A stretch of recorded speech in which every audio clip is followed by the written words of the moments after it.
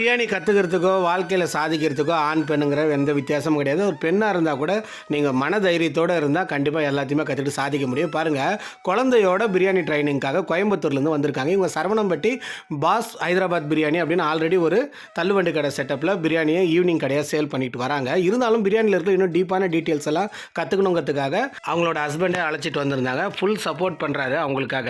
அவருக்கும் என்னுடைய வாழ்த்துக்கள்ங்க. ராஜ்குமார் அண்ணா நாமக்கல், அதே போல் விருதாச்சலத்திலிருந்து மணிவேல் சார், அதே போல் பார்த்தீங்கன்னா பிரதாப் சார் கடலூர்லேருந்து. இவங்க 3 பேருமே இதோட ட்ரைனிங்கில் இருக்காங்க.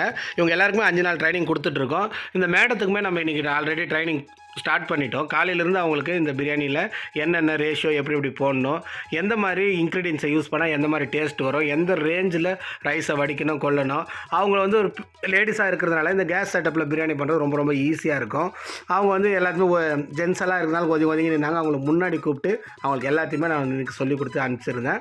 கண்டிப்பாக அவங்க கோயம்புத்தூரே ஒரு கலக்கிற மாதிரி நம்ம பிரியாணி அங்கே கொண்டு போய் சேர்ப்பாங்கங்கிற நம்பிக்கை எனக்கு இருக்குங்க.